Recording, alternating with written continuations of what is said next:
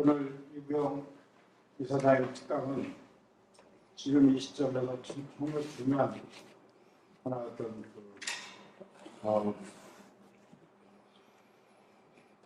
말씀을 붙이고 생각합니다. 유병 이사장은 굳이 제가 설명드리지 않더라도 이 자유실천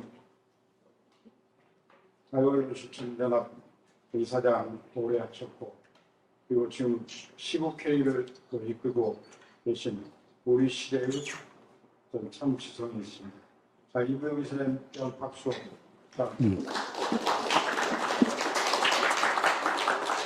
여러분, 바로 특강이 들어가겠는데 1시간 이내의 특강이 있으시고 그 이후에 30분 이내의 질의응답.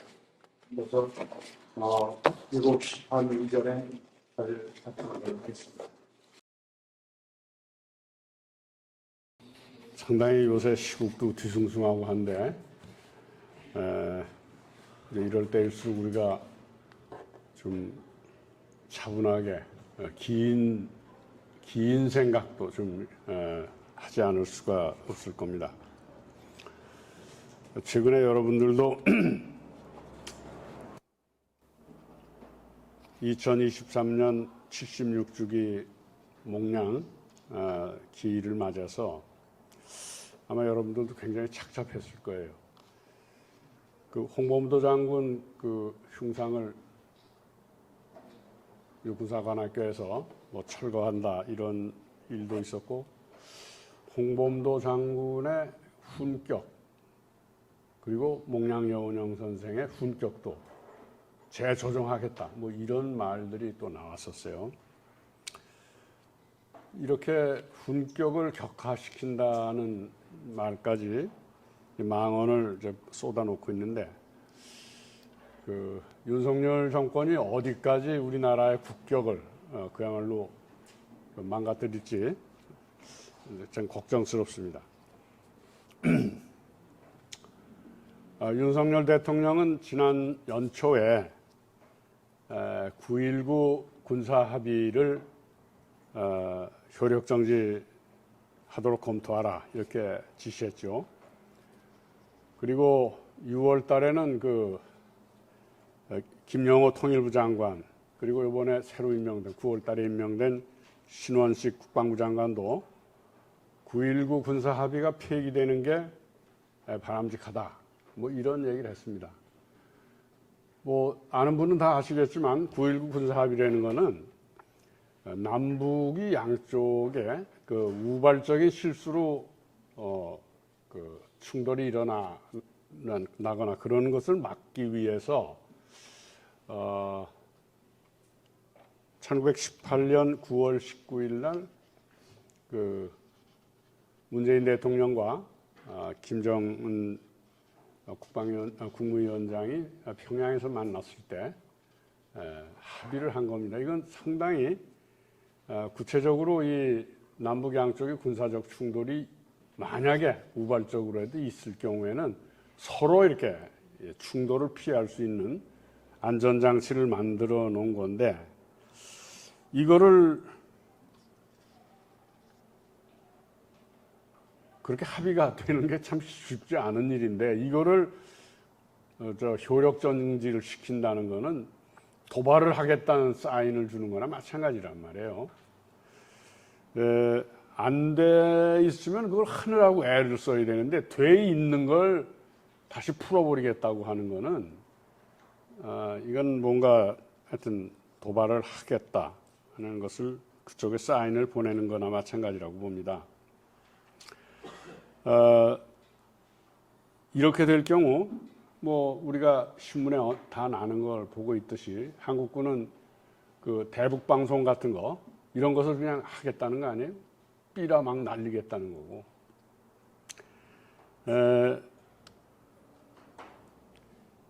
그리고 그동안에 이 9.19 군사합의 때문에 만들어졌던 그 완충지대 있잖아요. 그 완충지대가 생기면서 여러분들 그 GOP라는 거 있죠? 그 안에 콘크리트로 이렇게 감시탑 만들어 놓고 이런 걸 다 해체해 버렸잖아요, 그동안에. 오히려 그걸 파괴해버리고 그랬었는데 그거 다시 다 짓는 거예요. 그리고 이 비무장 그 지대 안에 완충지대를 만들었었는데 그걸 해소하면서 조금 아까 얘기한 GP 이런 것을 다시 설치하고 그 안에 무장 세력이 다시 들어가서 언제든지 충돌이 일어날 수 있는 거죠.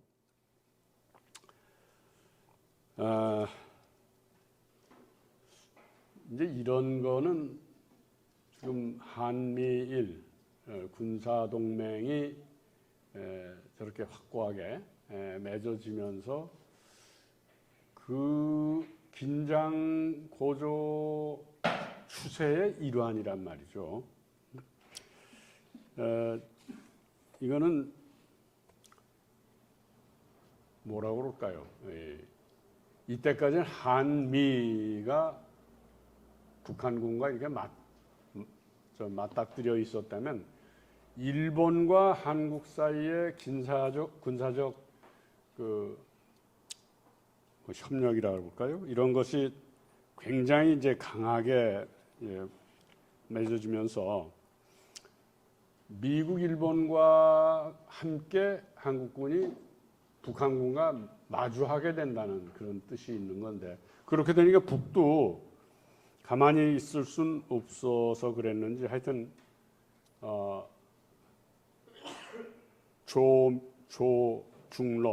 조중러가 함께 움직이는 그런 양상을 보였습니다. 1950년 일어났던 전쟁하고는 다른 성격이 이게 일본과 한국의 군사유대를 함께 하게 된다는 의미거든요. 이거는 한국군의 그 위상 자체가 그 전에 일본과 군사협력을 하기 전과는 다른 게 돼요. 우리 내부가 사실은 아직도 일본과 관계에서 문제를 아직 풀지 못하고 있는 상태 아니에요. 그렇다면은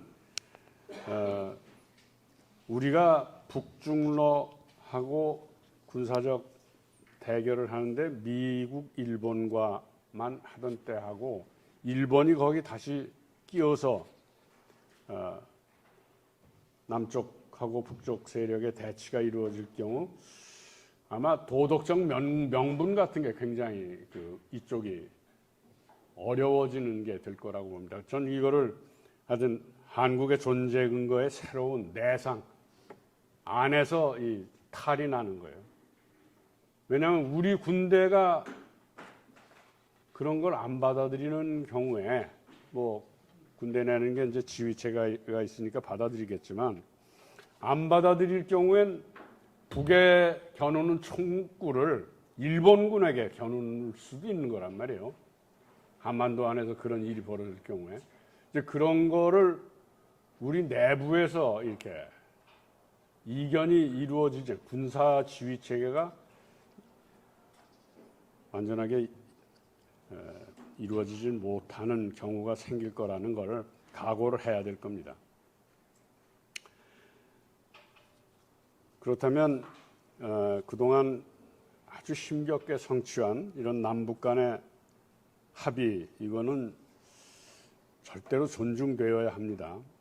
전 뭐 이런 걸 위해서라도 민주정부는 반드시 서야 된다고 생각해요. 이게 여러분들도 좀 나이가 든 분들은 기억하지만 박정희 정부 때도 뭐 이유가 어떻든 간에 7.4 남북공동성명이라는 게 만들어졌잖아요. 그건 제목이 아주 참 좋습니다. 자주, 평화, 민족 대단결에 좋은 건 다 박정희하고 김일성이 써먹었어요.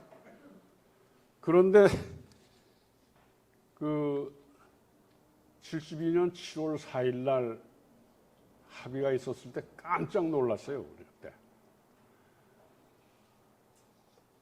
야권에서 학생운동은 물론 뭐 야권 뭐 재야운동에서도 이걸 어떡하지? 박정희가 이 짓을 해놨는데 이걸 우리가 반대를 해야 되나 말해. 내용을 보면 전혀 반대할 수가 없는 내용이에요. 자주평화 민족 대단결인데. 그래서 그 문제를 가지고요.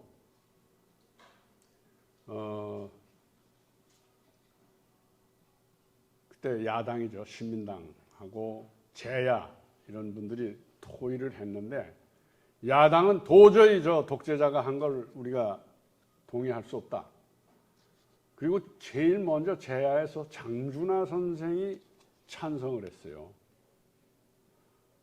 장준하 선생이 이게 뭐 내용이 이런데 이걸 어떻게 반대하냐 찬성을 했는데 뭐 제야도 그렇고 그때 당시 신민당에서도 그렇고 장준하더러 배신자라고 그랬어요. 그거 찬성했다고. 그런데 그 당시 함석헌 선생이 내시던 그 사상가에 그때 폐간이 됐었고 함석헌 선생이 내시던 그 CR의 소리에 함석헌, 장준하, 천관우 뭐 이런 분들이 그 문제를 놓고 토론을 했어요. 이거는 그 민족사 전체로 봐서 아무리 독재자끼리 합의를 한 거라도 찬성할 수밖에 없다. 그렇게 정리를 하고 천관우 선생이 그해 9월호, 9월호에 창조라는 잡지가 있었어요. 김수환 추경이 내던 천주교에서 나오던 창조예요. 김지아 씨도 거기다 시 발표하기도 하고 그랬는데 창조 9월호에다 연합국가론이라는 걸 장준하 선생이 대표 집필을 했어요. 그러니까 연방제든지 국가연합이든지 그런 것을 다 성취할 수 있는 내용이 이 7.4 남북 공동성명 안에 들었다. 근데 그때는 연방제든지 국가연합이든지 이런 걸 찬성하는 게 바로 국가보안법 위반이거든. 그렇잖아요. 엄밀하게 얘기하면 7.4 남북 공동성명이 국가보안법 위반이라고. 그 짓을 대통령 주석끼리 해버렸으니까 넘어가는데 그 틈을 타고 제야에서 논의를 해가지고 연방제, 국가연합 이런 것이 다 가능하다는 얘기다. 이 얘기를 제야에서 정리를 해서 창조지에다 발표를 했어요. 천관우 선생이. 그러니까 사람들이 뭐 신문에 무슨 7.4 남북공동성명 꽁목해 막 제목해서 냈는데 그게 무슨 소린지 알아요? 그것이 담고 있는 내용이 뭔지를 알겠어요? 그 제야에서 논의를 해가지고 천관우 선생이 그걸 발표를 한 거예요. 이게 엄청난 일이었어요. 그 뒤에는 다시 11.7 유신이 발표난 다음엔 천관우 선생을 잡아놓지는 못했죠. 그거 썼다는 사실이 이거 뭐고 다 지워버렸어. 통일 논의를 엄금을 해버린 거 아니에요. 4.19 이후에 5.16 일어나고 나서 통일 논의는 다 사라졌었다고. 그렇잖아요. 민족일보 사건 그거 다. 그리고 천관우 선생이 대변에서 썼던 그것도 없던 일이 돼버렸습니다. 그러고 유신이 발표된 거예요. 그러니까 7.4 남북 공동성명이 유신 체제를 선포하는데 살짝 이용이 됐던 거예요. 남북 문제 이런 거. 그러고 군사정권이긴 하지만 87년 6월 항쟁 이후에 1992년에 노태우 정권이 남북기본합의서 그리고 남북비핵화 공동선언을 발표하잖아요. 사실은 이것도 박정희 정권과 노태우 정권, 이 군사정권, 보수정권에서 한 일입니다. 그 다음에 뭐 2000년에 6.15 남북 정상선언, 2007년에 14 노무현 정권의 14 남북 정상선언, 2018년에 4.27 판문점 남북 정상선언, 역시 2018년 9.19 남북 군사 합의. 이렇게 6개의 이 남북 간에 합의된 협정이나 합의문 이런 것이 아주 남북 간의 긴장이 고조되고 또 뭐 조금 풀렸다 이런 속에서도 만들어낸 남북의 합의된 그 중요한 협정 합의문이란 말이죠. 이런 거를 지금 윤석열 정부는 뭉개버리고 있는 거예요. 사실은 이것이 한 근 80년 가까운 남북 분단사에서 남북의 양쪽 정부가 만들어낸 뭐 어떤 땐 지켜지지 않고 지금 윤석열 정부가 뭉개버리기도 하고 그러지만 보수 진보 정권을 망라해서 나온 6개의 중요한 문건이에요. 이거는 아마 지금 윤석열 정권도 어떤 정부든지 자기들이 영속적인 정부는 될 수 없는 거 아니에요. 이 유한하다는 건 정권은 유한하다는 걸 스스로 인정하고 굉장히 오랜 시일에 걸쳐서 보수 진보 정권이 만들어냈던 힘들게 만들어냈던 이 남북 간의 합의는 존중해야 됩니다. 뭐 상당 기간 동안 이것을 활용하지 않고 묵혀놓더라도 언제나 꺼내서 다시 되살려서 그걸 참고해서 새로운 것을 만들어내고 이뤄야 될 중요한 문건들이란 말이에요. 그런데 이 윤석열 정권은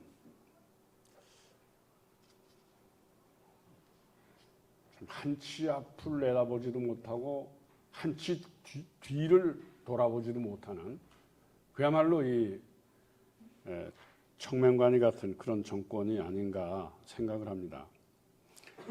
언제든지 이거는 다시 먼지가 앉았던 거 털어서 또 우리가 앞으로 나가야 될 길을 찾아낼 때 써야 될 중요한 문건들입니다. 그러면서 오늘 저는 이 연재대로 왜 그러면 지금 우리가 다시 몽양 여운형 선생을 되돌아봐야 되는가? 사실 몽양 선생은요, 여러분들 몽양 생애를 좀 이렇게 조금 살펴보고 그런다면은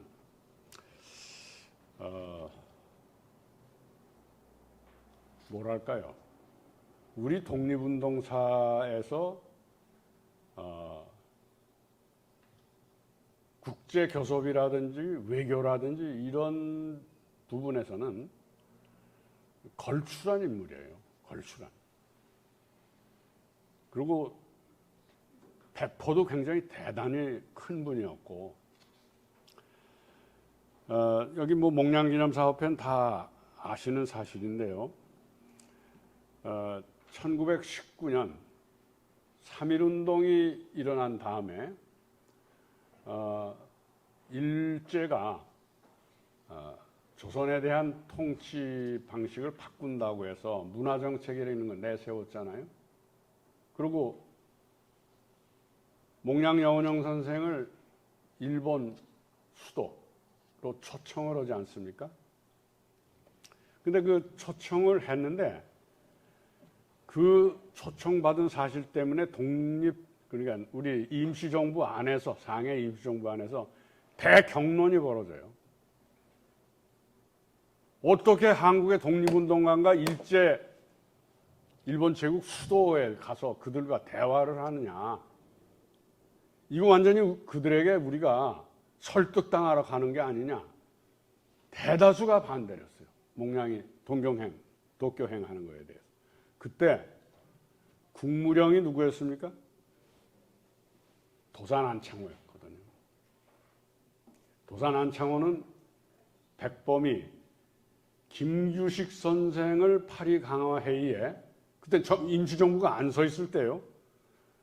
임시정부가 서 있지 않아도 거기에 정당 대표가 되면은 참석할 수 있다 이렇게 돼 있다고.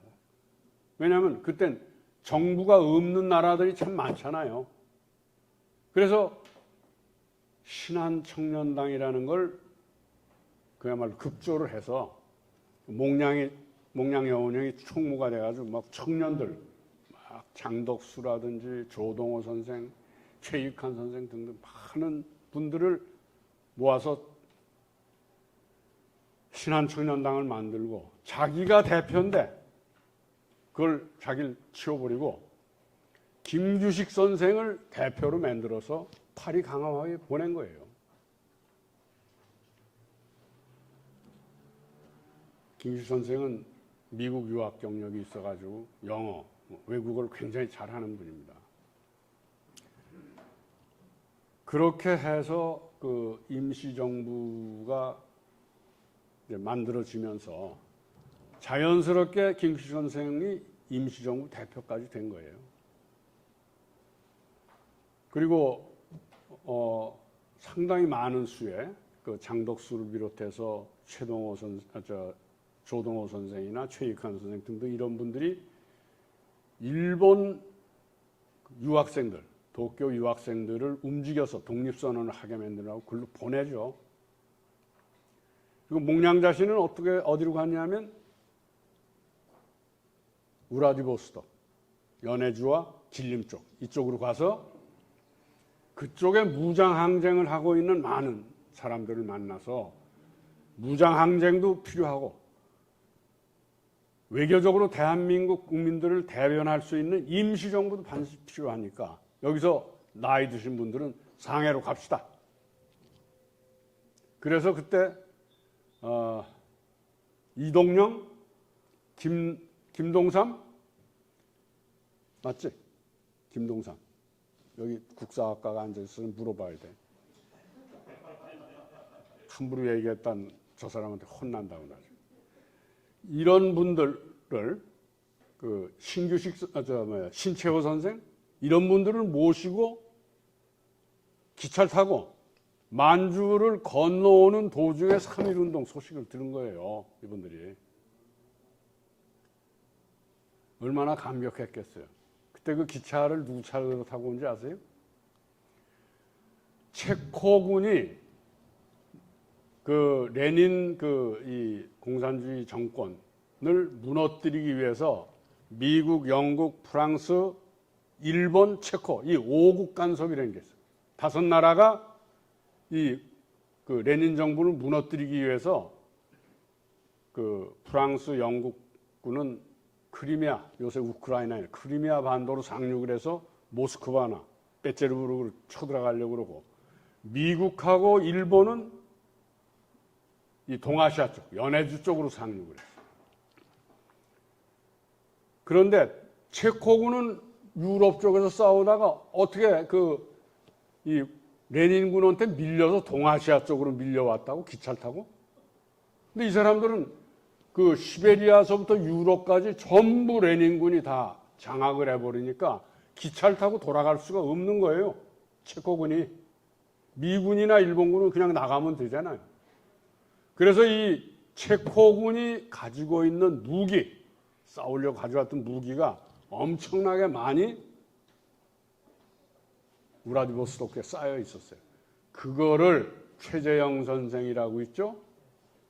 최재형 선생, 이런 분들이 교섭을 해서 그 체코군 사령관하고 교섭을 해서 무기를 봉오동 전투, 청산리 전투로 체코 무기를 빼돌려서 그걸로 싸워서 이긴 거예요, 사실은. 그런 그런 무기가 없이는 일본군 정규군하고 어떻게 합니까? 그래서 그때 그 한국 사람들하고 한국 독립운동가들하고 관계가 깊었던 체코군 사령관, 내가 이제 이름이 아무람을해서 생각이 안 나는데 그분하고 교섭을 해서 그 체코군 사령관이 기차 열차를 내줘요. 그 열차를 타고 목량여운형과 그 우리 독립운동가 진영 사람들이 만주를 건넙니다. 그래서 꽤 빠른 시일 안에 상해로 돌아와요. 지금 우리가 이 대륙이 막혀 있는 속에서 이런 얘기를 하면은 그 굉장히 우리는 시야가 굉장히 좁아요 지금. 그때는 시베리아건 뭐 만주건 연해주건 독립운동을 한다는 사람들은 그냥 굉장히 넓은 행동 공간을 가지고 활동을 했었더랬습니다. 이때 이 몽량이 3.1운동을 기획하고 김규식 선생을 파리 강화에 보내고 또 일본으로 유학생들의 독립운동 선언을 하고 국내로 또 들어와서 그들이 손병희 선생이나 기독교 목사나 또 불교 한용운 선생이나 이분들을 다 만나서 3.1 독립운동을 하도록 그 유학생과 여기 국내에 있는 학생들이 그 노인네들을 다 설득을 하는 거예요. 이래서 3.1운동이 또 제때에 일어난 거고. 사실 몽량 여운형이 상해에 있으면서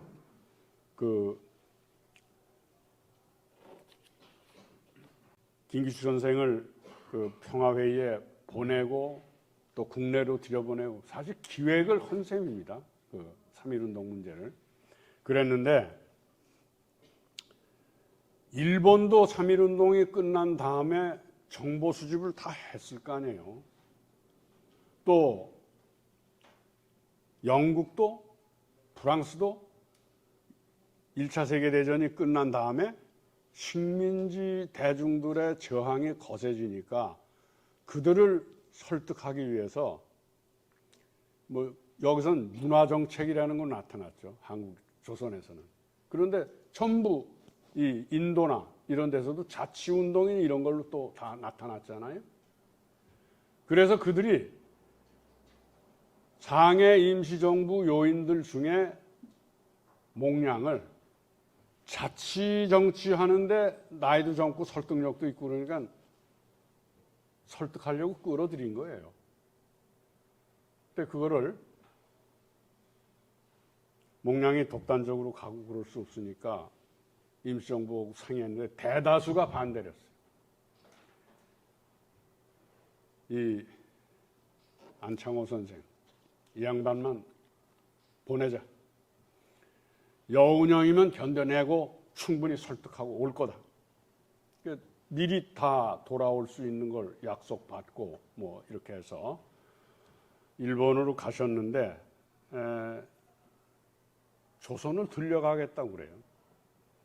조선에 들려가는 건 안 된다. 그 대신 장덕수를 나를 통역을 하려면 장덕수 데려가야 된다. 장덕수는 갇혀 있었어요. 그때. 28 독립선언 주동자가 돼서 국내 구금이 돼 있었어요. 장덕수를 풀어내게 한다고. 풀어내서 같이 가요. 장덕수 선생도 가서 엄청난 역할을 하죠. 같이. 그게 아마 몽량이 국제적으로 사람 됨됨이 어떤 인물의 어떤 규모 이런 거를 아마 국제적으로 알리는 첫 번째 계기였을 텐데 일본의 요인이라는 요인은 다 만납니다. 군부에서부터 동경대학의 유명한 철학 교수 있잖아요. 요시다인가. 그 사람이 몽량을 만나고 그 당시 일본의 큰 신문이었던 요미우리인가에 인터뷰를 한 면을 내다시피 해요. 그게 고대 정치학 교수였던 최상용 선생이 동경대 박사학위 논문이 몽량 여운형이에요. 그때 몽량이 일본 가서 했던 행각을 그대로 다 썼어요. 근데 이런 걸 보면은 그 당시 몽량을 일본 사람들이 불러다 놨고 그 저희들이 큰일 났거든. 하락계의 내각이 무너져 버린다니까. 그 당시에 원경이라고 그러잖아요. 원경. 그 들원자에 공경경실 하락계의 내각이 그게 무너져 버린다니까. 그런 정도의 파문을 일으키고 유유히 뭐 약속대로 배 타고 상해까지 와요. 이건 얼마나 일본 사람들이 목량여운형 선생을 불러놓고 그러니까 저희들 보기에도 일본의 그 문무백관보다도 그들이 목량을 당할 수가 없구나 이런 생각을 했을 거예요. 아마 한국의 독립운동사에 임시정부가 세워지고 청산리 봉오동 전투가 있었고 그리고 전 세계적으로 알려진 건 목량 여운형이 일본을 가서 세치혀로 거의 다 농락을 해버린 거예요.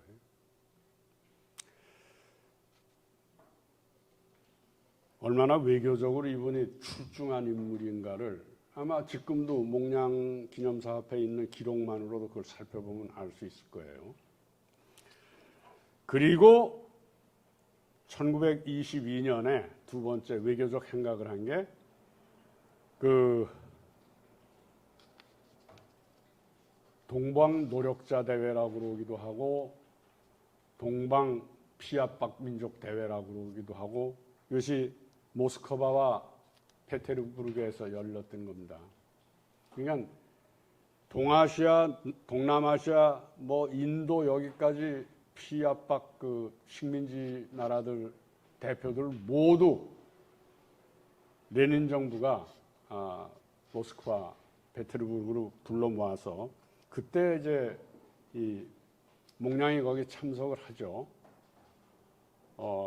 김규식 선생도 가셨었고, 뭐 요새 권총 차고 나오는 우리 누구예요? 홍범도 장군도 그때 가셨었고, 그때 아마 가장 두각을 나타낸 분도 목량여운형이에요.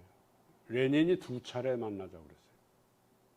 그때 조선 사람들하고 한 그룹 만났고, 중국 공산당의 구추백이라는 아주 그 유명한 지도자가 있었는데 그 사람하고 두 분이 만나서 조선에서의 혁명이 어떻게 돼야 되는가에 대해서 구추백, 여운형과 레닌이 논의해서 여운형 선생이 지금 거기는 노동자 혁명으로 프롤레타리아 혁명이 맞지 않아. 프롤레타리아가 뭐 있어야지.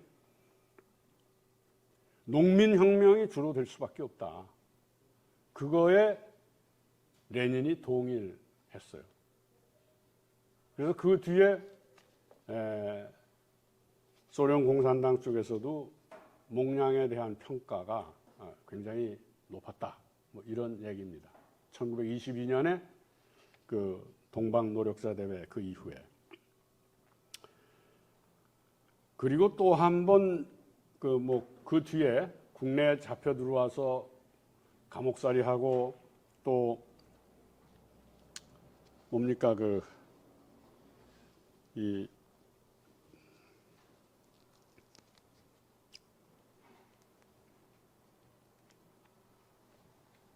조선 그 신문 만들고 그러셨지만 사실은 그러면서도 뒤로는 끊임없이 조직 활동을 했거든요.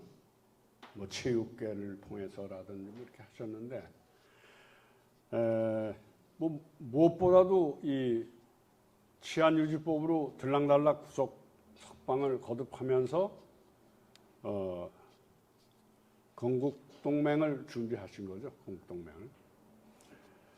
근데 지금 뭐 내가 목량기념사업회 이사장을 해보고 그래서 그분한테 뭐 기울었다고 얘기해도 할 수 없어요.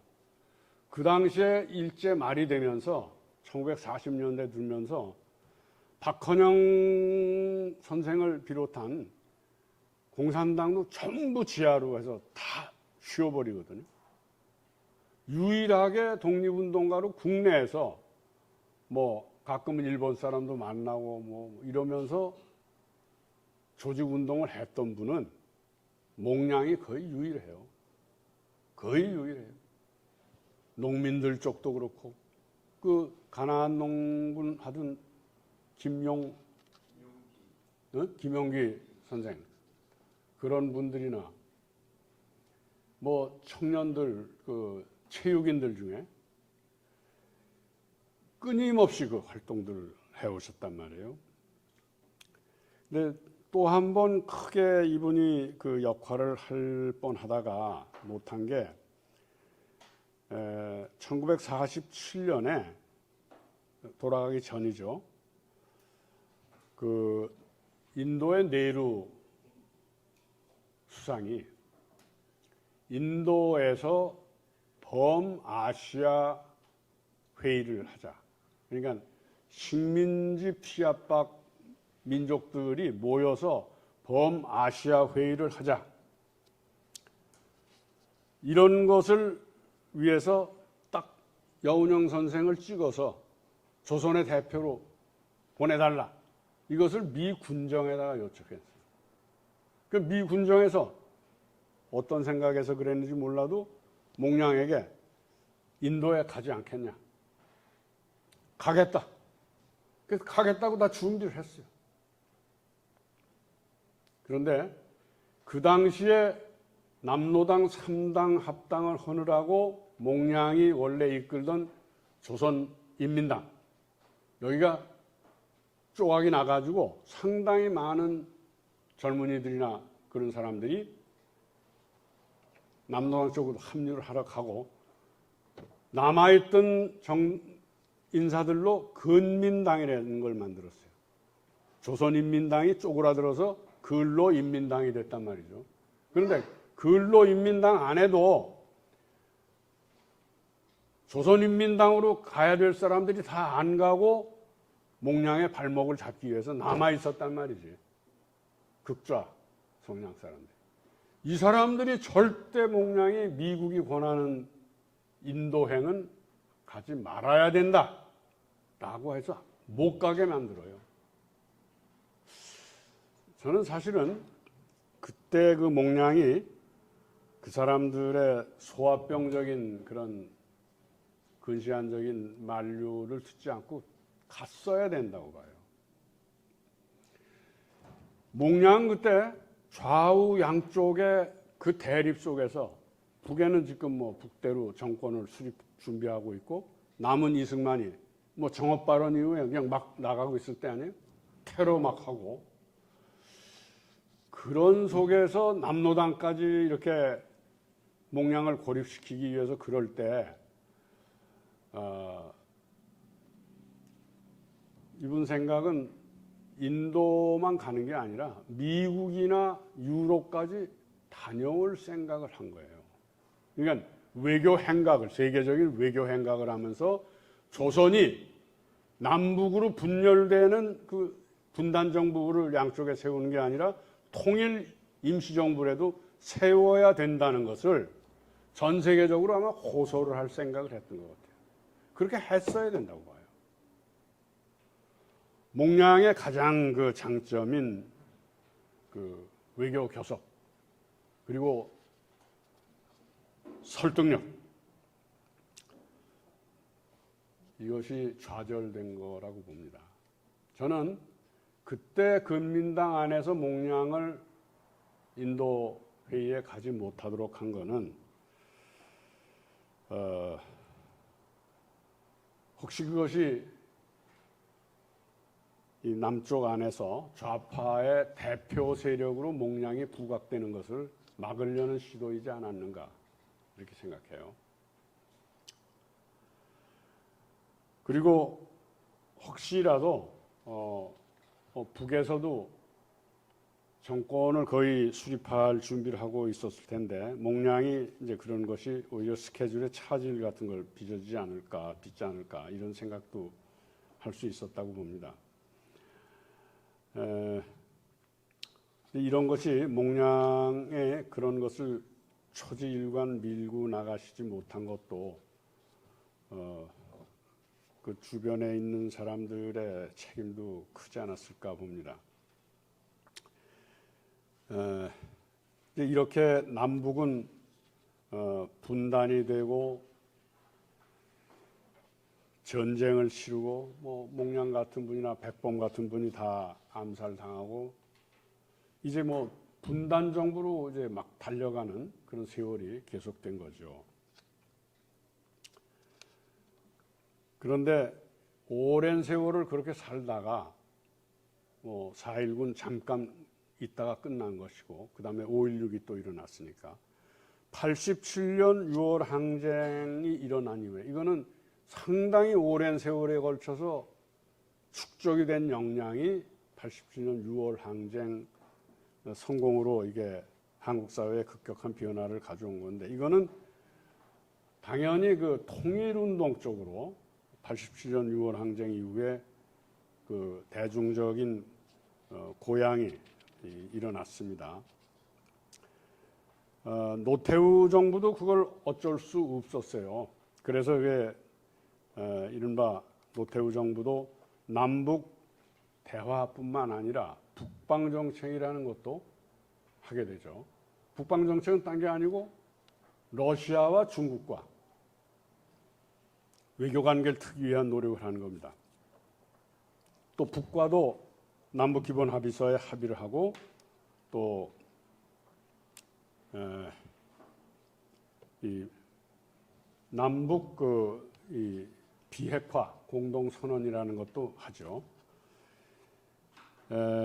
그런데 여러분들도 다 기억하시겠지만 1992년에 남북이 함께 유엔에 가입하잖아요. 굉장히 큰 일이에요. 이게 엄청난 일이에요. 물론 통일을 원하는 사람들은 남북이 유엔에 동시에 가입하니까 이제 분단이 이렇게 고정화되는 게 아니냐 뭐 이렇게 걱정을 하지만 일단 남북이 유엔에 동시에 가입한다는 것은 전쟁을 할래도 그게 제어 효과가 있는 거란 말이에요. 남북이 그렇게 긴장을 하고 전쟁을 할래도. 그런데 이게 문제는 우리는 중국과 러시아와 국교 수립을 했는데 미국과 일본이 북한과 수교하기를 거부한 거예요. 저는 그래서 92년에 유엔에 동시 가입한 다음에 우리 쪽에서는 북방정책이라고 그래서 중국, 러시아에 타진하니까 러시아하고 중국은 오케이를 했잖아요. 한국을 외교적으로 승인하고 수교하기로. 근데 미국, 일본은 그렇게 하지 않는 걸 보고 북은 미국, 일본이 유럽에 있는 여러 나라들, 이른바 옛날에 소련의 위성국이라고 칭해지던 그들 나라를 체제를 바꿔버렸잖아요. 자본주의 국가로 바꿔버렸잖아요. 그랬던 것처럼 북을, 조선을 무너뜨리고 체제 변화를 일으키려고 그러는 거 아니냐. 그게 바로 핵개발로 간 겁니다. 핵개발. 저는 그때 좀 이런 생각도 했어요. 우리 대한민국 안에 좀 있는 세력들이 미국과 일본을 설득을 해서 미국과 일본이 북과 외교관계를 갖도록 우리 대한민국 쪽에 있는 사람들이 노력을 했어야 되는 거 아니냐. 그런 생각도 했어요. 근데 그때 저는 그런 생각을 하기는커녕 김일성 주석이 세상을 떠났잖아요. 그래서 조문을 하자, 조문 사절을 보내자, 뭐 이랬다가 하여튼 제가 막 엄청난 비난, 하여튼 죽을 뻔했어요. 하도 상위 군인이나 월남 참전 군인들이 쫓아다니면서 죽이겠다고 그래가지고. 그런데 하물며 그런 속에서 대한민국에 있는 누가 감히 일본과 미국을 설득을 해서 그들로 하여금 북을 외교적으로 승인하게 만들 수 있는가. 근데 지금도 나는 그 아쉽게 생각해요. 한국에서 나서서 미국과 일본에게 그렇게 하자고 그랬을 때 난 그건 우리 국내에서도 아무리 반북 정서가 강하지만 남북 관계를 안정시키고 북과 우리가 교류 협력도 하고 그러면 북이 미국, 일본과 외교 관계를 가져야 된다. 이렇게 생각하는 사람도 많았을 거라고 봐요. 근데 결국 말도 못 꺼냈어요. 내가 그 조문하자고 그랬다 당하는 걸 보고 딴 사람들이 전부 다 쏙 들어가 버렸다고. 응?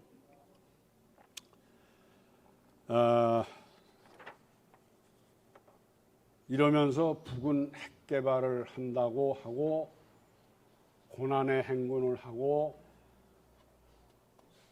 미국과 일본은 북이 굶어 죽어라라고 밀어붙인 겁니다. 근데 가만히 생각해 보세요. 아무리 조그만 나라라도 그 나라가 같이 그 외교 관계를 갖기를 원하고 뭐 그러면은 미국이나 일본이라는 나라가 외교 관계를 갖자고 그러고 끌어내고 교역도 하고 그래야 그 정상 아니에요, 큰 나라가. 그런데 저렇게 조그맣고 배고픈 나라를 그냥 굶기고 가두고 매를 때리고 이래서 결국 30년 만에 돌아온 게 뭐예요? 미국과 일본을 향한 핵미사일, 핵탄두예요. 저걸 어떻게 할 거예요, 지금 이제? 미국과 일본의 그 뛰어나다는 전략가들의 생각이 자기들이 고립시키고 막 그 굶기고 죽고 이러면은 항복할 거라고 생각합니다. 그런데 결과는 지금 거꾸로 북은 미국까지 이르는 그 장거리 핵미사일, 잠수함 발사 핵미사일 이런 것까지 만들었단 말이에요. 어떻게 할 거예요? 그리고 그걸 어떻게 해보려고 그러니까 북중러가 함께 모여버렸어 또. 이미 북의 핵미사일, 핵무기는 기정사실화로 가고 있습니다. 기정사실화로 가고 있어요. 그리고 어떻게 한다 그러면 사정거리 16,000km 미국까지 도달하는 그런 무기가 돼버렸어요.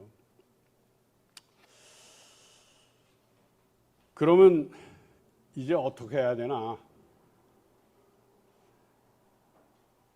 우선 이 한국과 조선을 어떻게 평가해야 되나? 이런 문제를 한번 생각해 볼 필요가 있어요. 혹시 우리 안에서는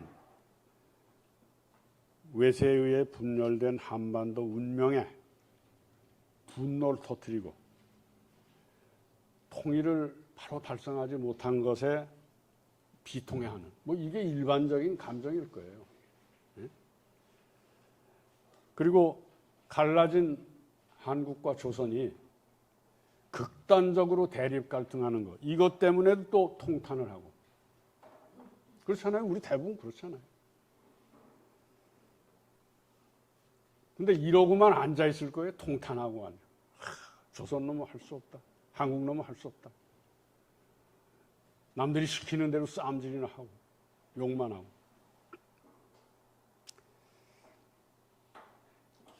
그런데 가만히 생각해 보세요. 이 한국이란 나라가 삼면이 바다로 둘러싸이고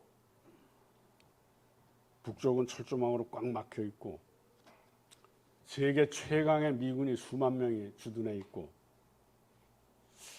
아주 가혹한 군사독재 아래서 언제 한번 통일운동이 멈춰본 적이 있어요? 평화운동이 멈춰본 적이 있나요? 민주화운동이 한 번도 멈춰본 적이 있나요? 안 그래요. 눌러도 여긴 계속. 독립운동 그랬듯이 뭐 우리들끼리 좀 못마땅한 게 있어도 계속 한다고 계속. 여기도 그런 자리 아니에요 지금.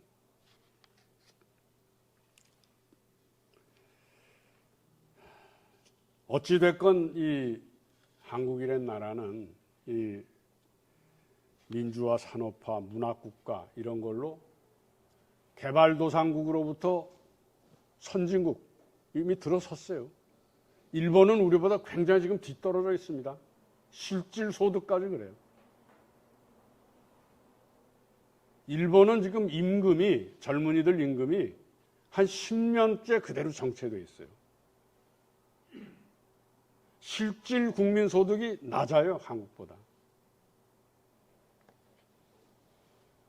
겉으로는 얘기를 안 하지만 일본 사람들이 굉장히 한국보다 뒤떨어져 가고 있다는 것 때문에 스트레스를 많이 받고 있습니다.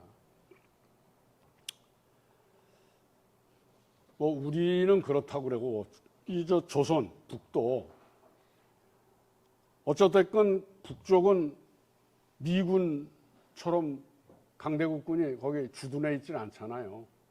그것 때문에 하여튼 민족 해방 전통을 가지고 나라를 세웠다. 그리고 통일을 성취해야 된다는 일념으로 지난 70여 년 이상을 보냈습니다. 아마 사회주의 체제가 무너지고 미국, 일본이 자기들을 무너뜨린다고 막 그랬을 때 굉장히 위협을 많이 느꼈겠죠. 그런데 일단 역으로 핵무장에 나서서 이제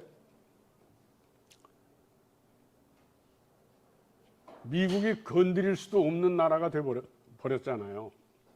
그러느라고 그쪽에 사는 인민들이 엄청난 고통을 겪고 그랬죠. 죽고 굶어 죽고 뭐 이런 일을 겪었습니다. 그러나 그건 지나간 일이고 이제 봉쇄 제재로 꽉 막혀 있던 것이 어느 틈엔가 북중러가 같이 묶이면서 제재와 봉쇄가 풀려버렸어요. 그렇잖아요? 미국도 북에 대해서 핵무기 가졌다고 시비도 걸질 않아요, 이제.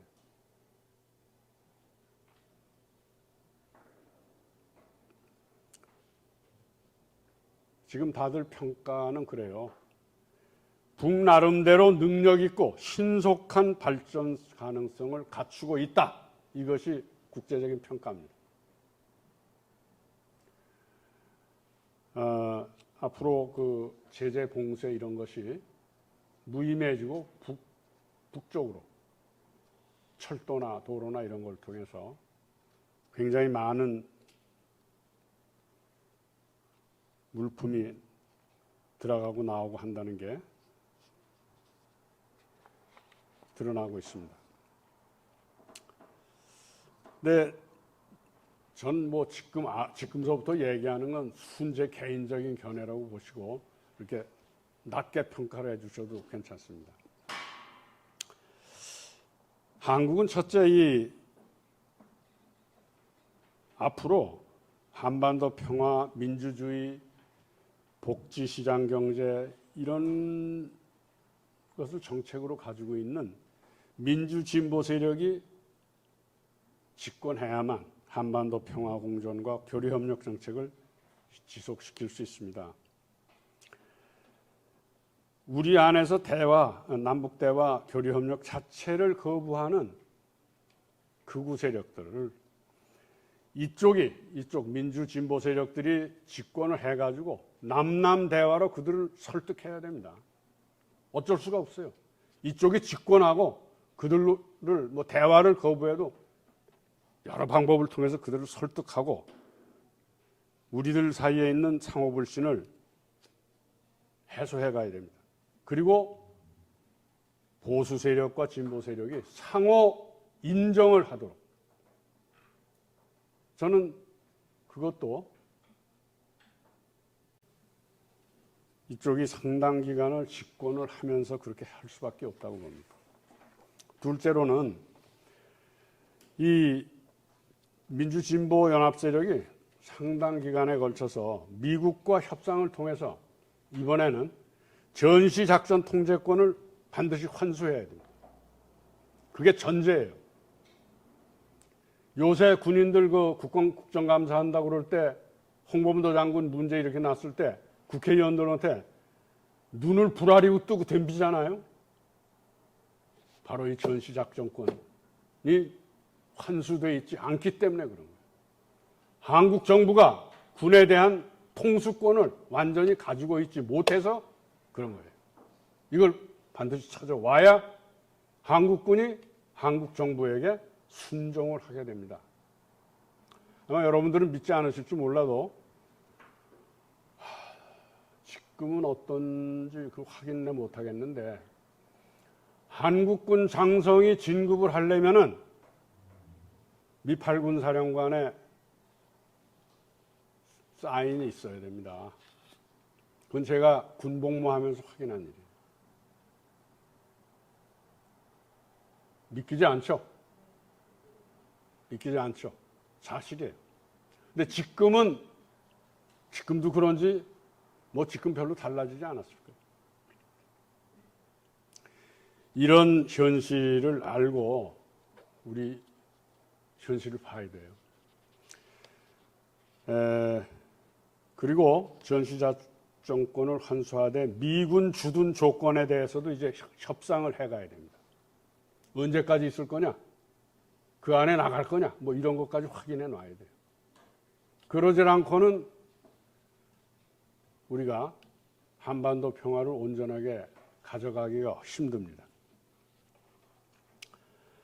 그런데 한 가지 좀 국제적인 환경이 이런 것을 좀 하기에 좋은 쪽으로 가고 있습니다.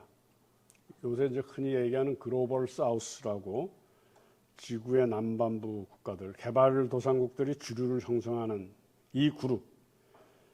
여기서 지난날의 식민 제국주의 국가들, 뭐 미국, 일본, 서구, 영국, 프랑스 이런 데 대항해서 브릭스 국가군을 형성하고 있습니다. 뭐 브라질, 러시아, 인도, 중국, 그 남아프리카 연방 이런 브릭스 국가군 여기에 지금 많은 인도네시아, 터키, 뭐 사우디 이런 나라들까지 다 합류를 하고 있어요. 아마 이런 나라들이 1930년 정도까지 가면은 7, 80개국이 될 거예요. 그리고 이미 이 브릭스 국가들의 GDP가 이 미국, 영국, 프랑스, 독일, 영국 뭐 이런 나라들보다 많아지고 있습니다. IMF나 월드뱅크, 좀 미국 중심의 금융기구죠. 거기 대신에 이 나라들이 국제 이 개발도상국 은행을 따로 만들어서 굉장히 큰 돈을 모으고 있어요. 이건 뭐 우리는 지금 한국에 대해서는 그 나라들이 식민지 출신이고 여기도 고생을 많이 했고 그렇지만 지금은 미국, 일본이나 서유럽 이런 그 서구 지난날의 식민주의 국가, 제국주의 국가에 가깝게 하려고 그러기 때문에 한국에 대해서는 거리를 두고 있습니다. 그러나 여기서 민주정부가 새로 세워지고 그 브릭스 국가와 외교관계를 더 넓혀가고 시장도 이 한국에서 꽤 넓게 개척할 수 있어요. 제가 지난 여름에 라오스에 가봤더니 하여튼 한국의 뭐 냉장고, 테레비 이게 최고예요. 컴퓨터에서부터. 거기다가 뭐 그 라오스의 그 루앙프라방이라는 고도가 있는데 거기에 이 공항도 한국에서 건설하고 있고 그 메콩강의 수력 발전소도 한국이 건설하고 있고 이제 그런 종류의 고급 아주 최고급의 기술이 아닌 중상급 기술들을 한국들이 다 가지고 있어요. 건설이라든가 이런 거예요. 그런 나라들이 굉장히 시장도 많고 그쪽과 우리 외교 관계를 넓히면은 앞으로 우리 그 시장을 대체할 수 있는 가능성도 크다고 봅니다. 세 번째로 저는 우리 한국이 광복 해방 100주년이 되는 2045년까지는 아까 얘기한 대로 남북이 평화협정을 맺어서 평화공존 교류협력을 성취하고 좀 더 장기적인 통합의 청사진을 만들어 가야 될 거다 이렇게 생각합니다. 조선도 북쪽도 첫째 한국을 남조선 혁명 대상으로 공존 부정 대상으로 규정해온 대남 정책을 수정한다는 의사를 밝혀야 된다고 봅니다. 아직 다 밝히지 않고 있어요. 북쪽. 아직도 여기 혁명 대상으로 보고 있다고. 둘째, 조선 북쪽의 안보를 위해 보유하고 있다는 핵무력을 한국에 대해 사용할 수 있다고 천명한 대남 핵공격 발표를 취소해야 이 남쪽 조선을 반대하는 한국 국민들의 여론을 진정시킬 수 있을 것입니다. 아직도 한국에 대해서 핵공격을 하겠다는 그 발표를 취소 안 하고 있어요. 근데 어떻게 남쪽이 북쪽에 대해서 안심하고 그렇게 협력을 하고 그러자 그럴 수 있겠어요? 셋째, 2024년 미국 대통령 선거를 앞두고 민주공화 양당 후보들이 대조선 정책에 반영될 수 있도록 조선과 미국의 비적대적 대화를 가지겠다는 의사를 평양 쪽이 밝혀야 됩니다. 미국 대통령 선거 진행되면은 그에 앞서서 민주공화 양당에게 너희들하고 적대적이 아닌 그런 대화를 우린 가질 준비가 돼 있다. 이런 걸 밝혀야 돼요. 그것이 사실은 남쪽 민심에도 적지 않은 영향을 줄 겁니다. 넷째, 이게 어떻게 보면 우리로선 남북 간의 핵심이라고 해요. 한국이 평화공존 교류협력 정책을 표명할 경우 즉시 북쪽은 조선은 화답을 해야 합니다. 근데 보통 한국이 뭐라고 그러면 좀 무시해버리고 그런 경향이 있어요. 근데 그러면 안 되죠. 목량 여운형 그 노선이 지금 다시 그 조금 어려움을 겪고 있는데요. 뭐 이렇게 이쪽에서 정권이 바뀌고 북도 태도를 바꾸고 그러면은 다시 그 6.15 남북 정상회담 때처럼 그 목량 노선이 회복되지 않을까 이렇게 기대를 해봅니다. 저는 한국, 조선 양쪽이 오늘에 이르기까지 이루어놓은 성과, 뭐 그래도 좀 분단은 돼 있는 거예요. 이거를 분단을 극복하지 못했다고 해서 스스로 과소평가할 필요는 없다고 생각합니다. 많이 일어났어요, 남북이. 싸움하면서도 많이 일어났어요. 오히려 이런 걸 대견하고 뿌듯하게 양쪽이 모두 너 고생했다. 남쪽도 고생했다. 이렇게 인정해주고 그래야 된다고 생각해요. 그동안 얼마나 좌절은 컸고 공들여 쌓은 탑들도 무너지고 그랬습니까? 좌절도 파괴도 이제 안 된다. 절대로 좌절도 파괴도 이제 그쪽으로 가지 않겠다. 다짐만 해야 될 거라고 봅니다. 여기 원고대로 읽겠습니다. 현 시기는 한국, 조선 양측에서 시련과 인내의 시간이며 집단적 지혜를 찾아 나서는 민족적 각성의 시간이기도 하다. 한국, 조선이 지금까지 축적한 역량을 함께 모아 서로를 인정하고 먼 미래를 바라보면서 해방 광복 100주년을 맞이해야겠다. 우리는 만국정원 후 떨쳐나섰던 동학농민전쟁의 선녀들께서 보여주신 우리 민족 내부의 주체적 역량이 지금까지 이어져 우리를 이끌고 있음을 온몸으로 느낀다.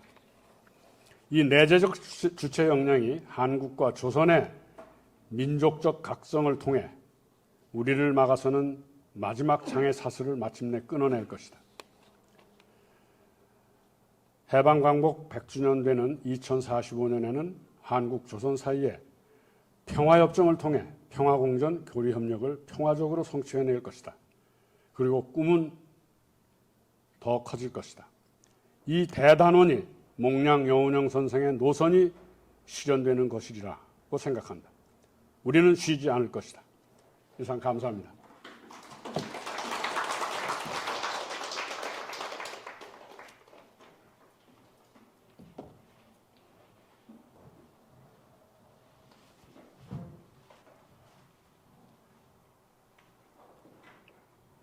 이어서 몇 분 질의해 주시고 고개 해주시면서 좀 질의하겠습니다. 네, 여러분 지금 무선 마이크 준비되어 있으니까 손 들어주시면 제가 마이크를 갖다 드리도록 하겠습니다. 유튜브 중계로 지금 같이 들으시는 분들을 위해서 뭐 제가 한번 진행을 한번 해볼까요?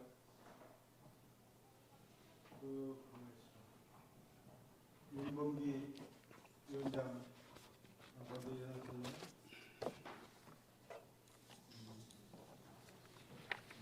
그 뒤에 언론사의 노조위원장이신데 진락소리 좀 있으시답니다. 자, 다른 분도 한번 숨 좀 들어주시죠. 아니 그 만나면 뭐 말 많이 하고 막 그러더니 뭐 이게 안 해 왜? 여기 예. 아무도 안 하시니까 제가 자기 소개를 예, 그냥 앉아서 하겠습니다. 저는 박용성이고요. 이부영 선배님 강연 잘 들었습니다. 그런데 아까 대한민국과 조선공화국에서 양측의 실현과 인내의 그 집단적 지혜라고 하시기 전에 제가 그 조선노동당의 금년 초인지 작년 말에 노동당의 규약이 일부 수정이 돼서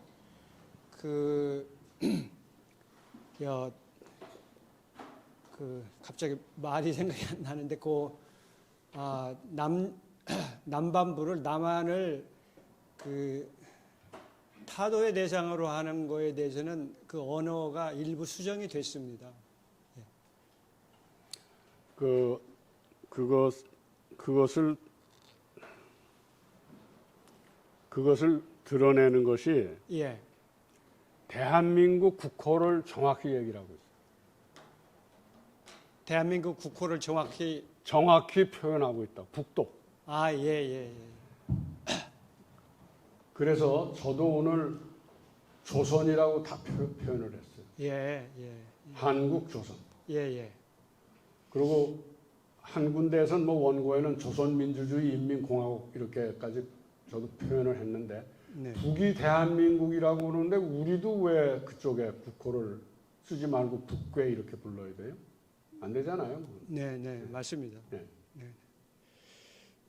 그리고 전향적으로 2045년까지 말씀을 하셨는데 그때까지 너무 느립니다. 좀 빨랐으면 좋겠어요. 네, 그렇게 말씀하실 줄 알았어요. 그런데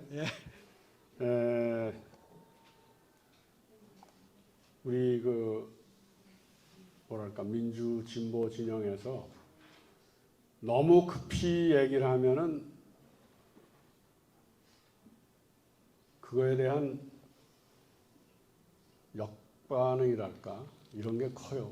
2045년 정도 굉장히 길게 남은 것 같죠? 22년밖에 안 남았어요. 길지도 않아요.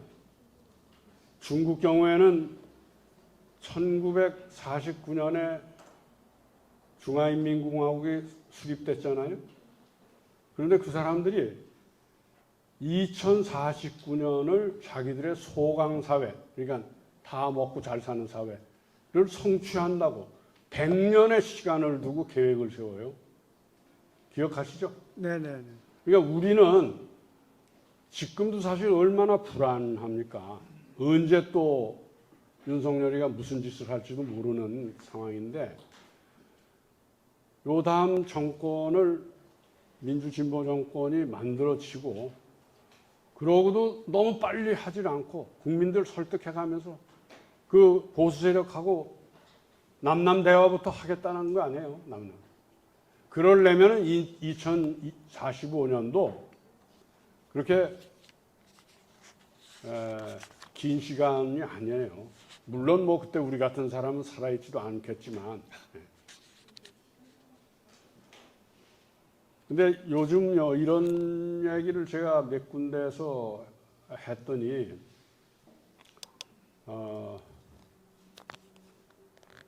굉장히 넉넉한 시간을 가지고 생각한다고 그렇게 얘기를 해요. 절대로 넉넉한 게 아니거든요.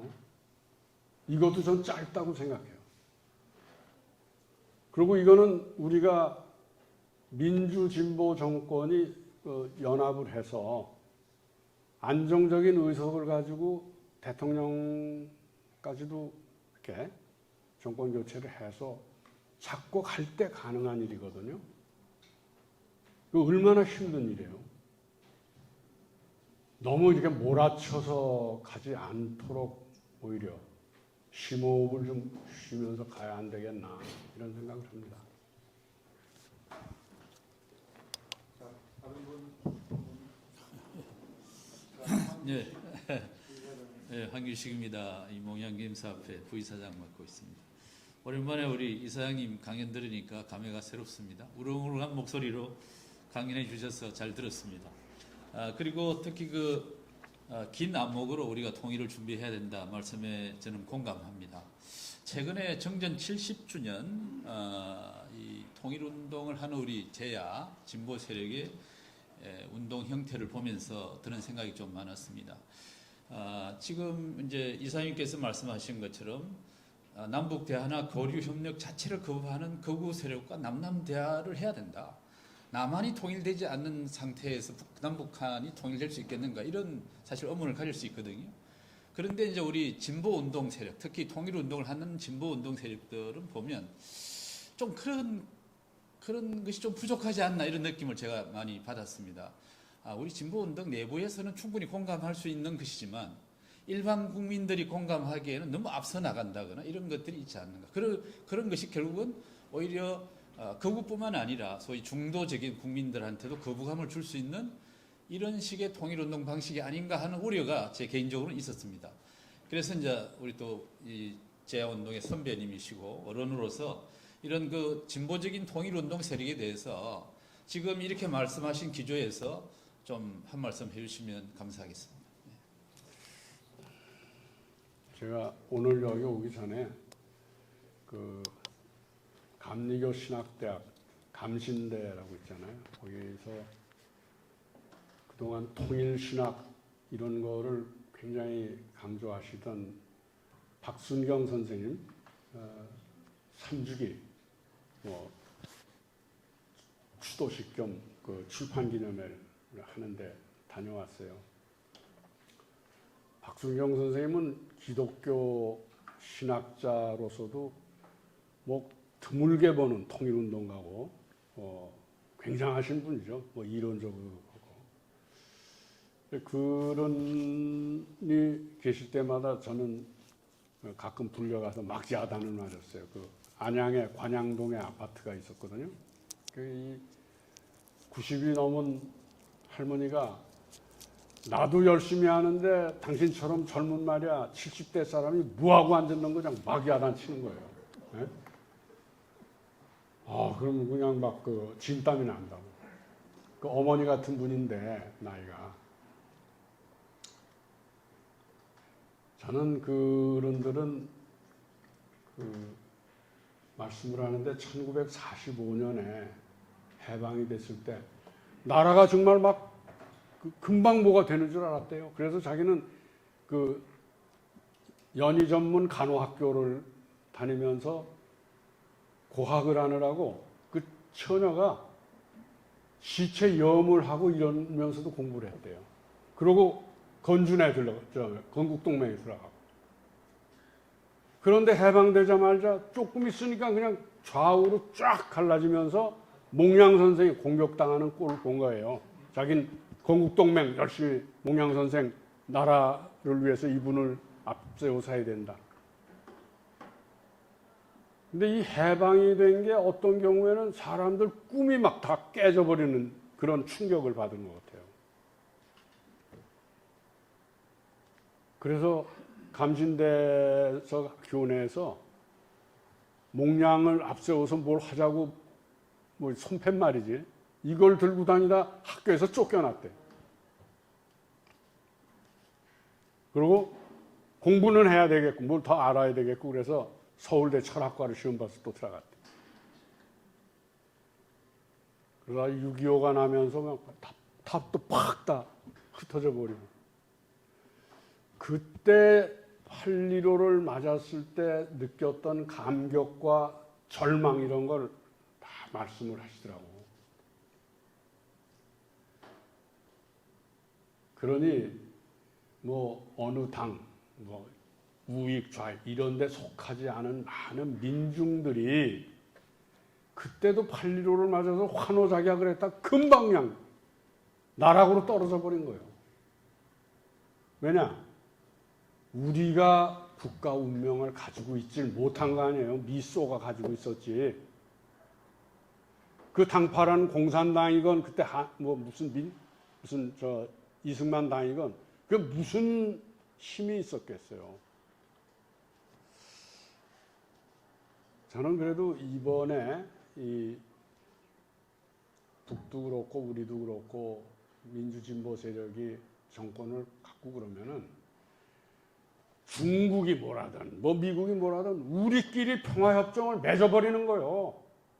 유엔에 가입한 독립국인데 왜 못해? 그리고 통일한다는 게 아니고 평화공존하고 싸우지 않겠다 그러고 서로 교류해서 서로 잘 살게 하겠다고 그러는데 어느 놈이 반대를 하겠어? 그건 뭐냐면 그런 문제를 통해서 가장 중요한 남북 간의 관계, 국가 간의 관계요. 남북 간의 관계가 아니라 국가 간의 관계라고. 국가 간의 관계를 남이 하라고 그래서 하는 게 아니라 남이 하지 말라고 그래서 안 하는 게 아니라 우리가 선택해서 우리가 하는 거를 이제 시작해야 된다는 거지. 가장 낮은 단계에서. 난 그거를 아까 우리 한규식 부위원장이 얘기한 대로 진보 세력, 여기 통일을 앞세우는 사람들한테 그런 얘기부터 하려고 그래요. 남북이 우리가 선택해서 주변 강대국들이 반대하지 못할 일을 우리가 결정하자. 그게 뭐가까지 가겠어요? 조금 더 가면? 전시작전 통제권으로 가는 거예요. 이걸 남북 간의 평화협정을 하면은 그 다음에 바로 전시작전 통제권, 미군 주둔의 문제 이거 갈 수가 있는 거라고. 딴 나라는 저 북에는 외국군 없는데 왜 여기만 있냐 이러고 따지고. 그러니까 보수 세력들도 지금 여기서 윤석열 대통령 하는 대로 하면 참 속으로는 말은 못하고 재벌들도 돈 벌어다 놓은 걸 딱 갖다 지금 남 주고 있잖아요. 속으로는 그 얼마나 속이 쓰릴 텐데. 미국의 관객 얼마인지 압니까? 지난번에 133조 원이에요. 그러고도 거기서 IRA 법인이 이거 다 불이익을 그대로 받았다니까. 그거에 대해서 윤석열 정권이 아무 말도 못하는 거에 재벌들도 화를 내는 거예요. 그래서 이 보수 세력이라는 분들도 우선 전쟁 안 나고 북이 남에 대해서 핵무기 이런 건 절대로 쓸 수가 없고 이런 식으로 남북이 합의를 해가면은 글쎄요 그것도 힘들지 모르겠어요. 그러나 저는 지금 언론이 문제라고 봐요. 그런 걸 할래도 언론이 저렇게 완전히 그 미국 편 들고 일본 편 드는 데서 이번 정권을 아마 이쪽에서 다시 찾아오고 그러면 난 언론이 어떻게 해야 될지 참 그것도 언론 탄압한다고 그럴 텐데 그런 것도 하면은 정말 국민들이 언론을 사보지 않고 뭐 이래야 좀 될 것 같아요.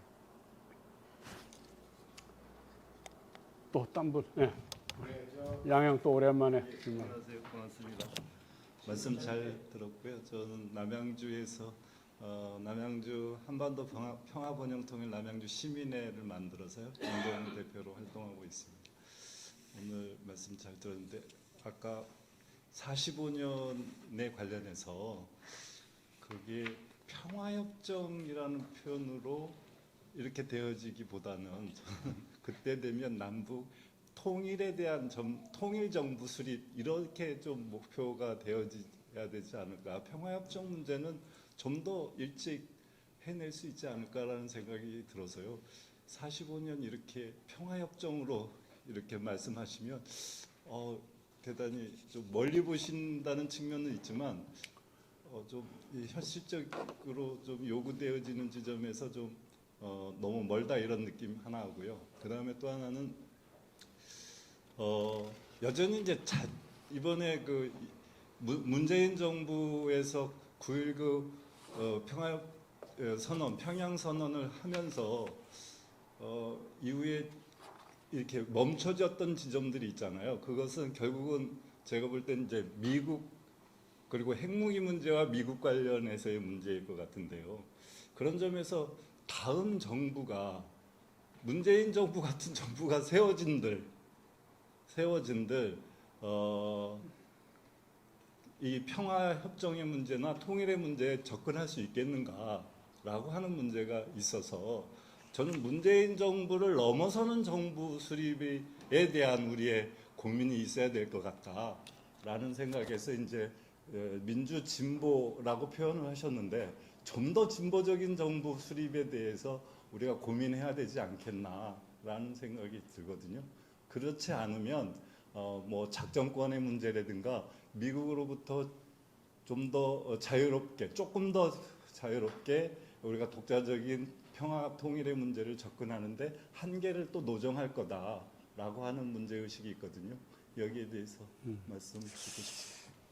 근데 이제 45년까지 평화공존 교류협력을 평화적으로 성취한다. 그것이 난 우리 대한민국 안에서 민주주의를 어떻게 신장시키느냐하고 관련이 있다고 봐요. 민주주의가 되질 않으면 이것도 될 수가 없다고. 근데 민주주의가 되려면은 지금 요새도 우리가 비상식국회의 안에서 그 문제를 고민하고 있는데 진보 정당이 저렇게 쪼각쪼각 나는 속에서 진보 정권이 설 수가 있겠어요? 우선 그 진보 정당들 자신이 자기들의 생각이나 노선 차이 이런 것을 윤석열 정부를 앞에 놓고도 쪼개진단 말이에요.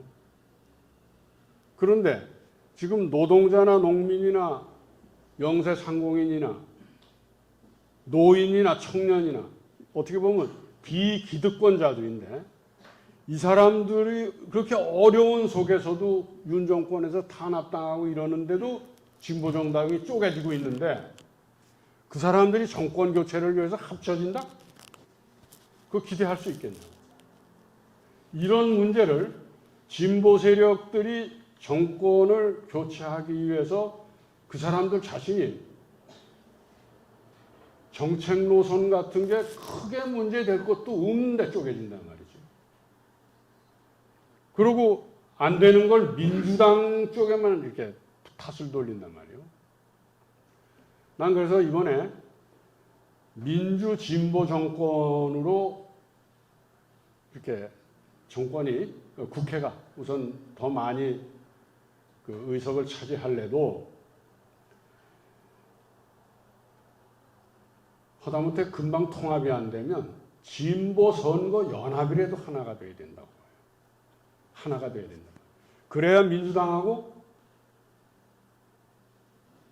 대선거 연합이 되려면 그렇단 말이에요. 그럼 민주당이 지금 상태대로 보면은 지역구에서 140석 전후가 될 가능성이 있어요. 그러면 어떤 얘기가 되냐면 비례대표는 4-5석밖에 배당이 안 된다고. 지역에서 연동형 비례대표제니까 지역에서 140석가량의 당선이 거의 분명하다라고 하면은 비례대표는 그게 조금밖에 배당이 안 된다 이 얘기예요. 그거 알고 있잖아. 그러면 나머지 비례대표는 어떻게 되겠어요? 이 진보정치연합, 임시연합이에요. 진보정당들이 통합이 돼서 임시연합이 되고 거기에 시민운동 쪽에 결합이 된 이런 쪽이 임시정당으로 등록이 되면은 그게 한 17, 8석 이상 비례대표가 될 거예요. 이런 거를 진보 정당들이 계산도 못해. 그러고 무슨 진보를 한다는 거예요. 최초로 원내 교섭단체가 만들 수 있는 길이 있는데 그걸 안 하는 거예요.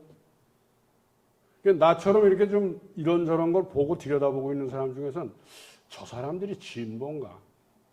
이런 생각도 해요. 혹시 의심도 한다고? 쪼개는. 그래서 양홍관 씨는 이 문제에 관해서 민주 진보 세력이라는 거를 난 지금 진보 연합 세력이 되는 걸 전제로 해서 민주 진보 세력이라고 하는 거예요. 민주당하고 그 진보 세력이 함께 합쳐서 170, 80석 정도의 의석을 차지할 경우에 웬만한 건 다 할 수 있어요. 민주당 이번에 170, 80석 됐는데 아무것도 못했잖아요. 그건 윤석열 검찰의 협박, 그 사람들 책상 서랍 안에 다 약점들이 들어가 있잖아요. 가지고 협박하는 거예요. 그게 현실이거든. 이번에 선거 끝내고 검찰 그 수사권, 그 수사 기소권 분리하는 거 있잖아요. 그거 해내버리는 거야, 이제.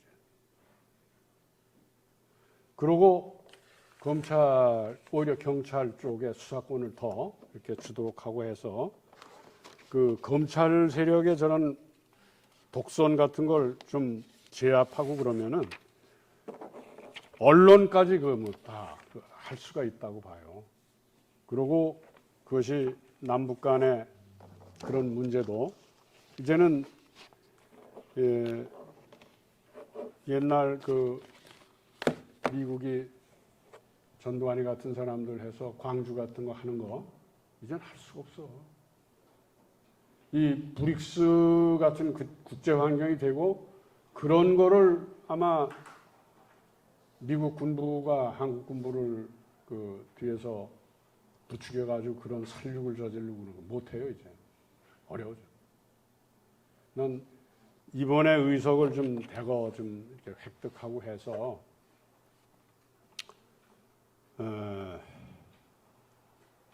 우리 안에서 아까 우리 황교식 씨 얘기한 대로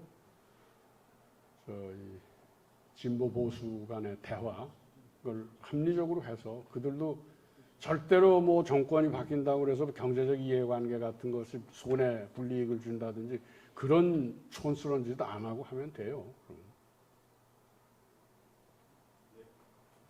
자, 마무리하겠습니다. 좀 짧게 시간 지나서 말씀하시죠. 네, 저는 처음 여기 참석하고 또 열띤 질의응답하는데 좀 약간 마음이 동했습니다. 특히 이제 저기에 충의용감이라는 말이 생각이 나서 질문을 합니다. 우선 저희 나라가 이렇게 오랫동안 이렇게 뭐 미군정 몇 년만 하면 될 줄 알았는데 지금 이렇게까지 오래됐다는 생각을 갖고 앞으로도 40년을 더 해야 된다는 그런 생각을 하니까 20년이죠. 그런데 그것이 있을 수 있는 얘기인가 하는 거를 우선 모두가 한번 생각해 봐야 될 점이 아닌가 생각합니다. 저는 김구 선생하고 이승만 대통령의 그 대화를 생각을 해봅니다. 그 상해에서 임시정부에 있을 때 이승만 대통령이 나는 5년 동안은 하여튼에 국제연합에다가라도 해서 나라를 되찾는 게 굉장히 중요하다고 상해 임시정부에서 얘기를 하니까 그거를 미국에 가서 하는 걸로 알고 다들 반대를 하는 거예요. 그래서 뭐 다 아시겠지만 그래서 그거를 대통령을 탄핵을 했더니만 미국으로 넘어가가지고 미국에서 그냥 군정해가지고 그러면은 하여튼에 좋단 말이죠. 이 김구 선생 여기 들어오지도 못했지 않습니까? 김구 선생은 저런 충의 용감의 정신이 있었어요. 우리의 힘으로다가 우리가 나라 통일해서 나라 살자는 건데 그거 반대할 사람이 누가 있겠습니까? 국민들 다 동감하는 거예요. 근데 그렇지 못한 정치인들이 있어서 외국의 힘 빌리고 뭐 이렇게 하고 이렇게 살아가는 거 이런 거 안 되고 지금도 마찬가지로 똑같은 생각에서 우리가 생각을 해봐야 될 점이 아니냐. 충의용감이라는 게 저기다 써붙이고 지금 우리가 여기에서 평화와 통합으로 한반도 미래 열다. 당연하지 않습니까? 우리가 당연하게 얻어야 될 것이고 이것이 급박하게 금방이라도 우리가 찾아올 수 있다는 그런 우리 국민적인 연대감을 갖고 해야 된다는 생각이 들어서 한번 말씀 옮겨봅니다. 예, 민정입니다. 좋은 말씀. 네, 말씀 잘 들었고요. 이승만의 그 문제는요, 사학자들에 의해서 다 규명이 나버렸어요. 미국에다 위임 통치하자 그런 거예요. 잘못 알고 계신 겁니다. 자, 그럼 저희 여기서 마치겠습니다. 네. 자, 몽양 선생님 하신 말씀이 생각납니다. 몽양 선생님 하신 말씀 중에 방법론의 차이를 가지고 다투지 말자. 중요한 것은 우리는 누구이며 어디에서 와서 어디로 가는가 하는 가치 지향의 문제다. 이런 말씀하신 것을 기억하고 있습니다. 오늘 이 장소를 이렇게 빌려주시고 많은 걸 도와주신 흥사단의 조성두 이사장님 잠깐 이래서 인사 좀 한 말씀 듣겠습니다.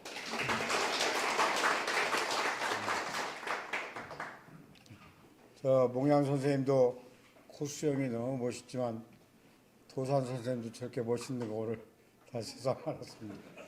이렇게 참 흥사단과 우리 몽양 기념사협회가 아주 좋은 어떤 연대가 되었으면 좋겠습니다. 멀리서 많이 와주신 분들 그리고 또 저 우리 김덕현 양평 몽양 기념관장님께서 요즘에 연말에 우리 몽양 기념관의 재수탁 문제 때문에 많이 고생하셨습니다. 한 박수로 응원 한번 해주세요. 자, 이상으로 오늘의 몽양 평화대학 이부영 명예 이사장님의 특강을 마치겠습니다. 자, 고맙습니다.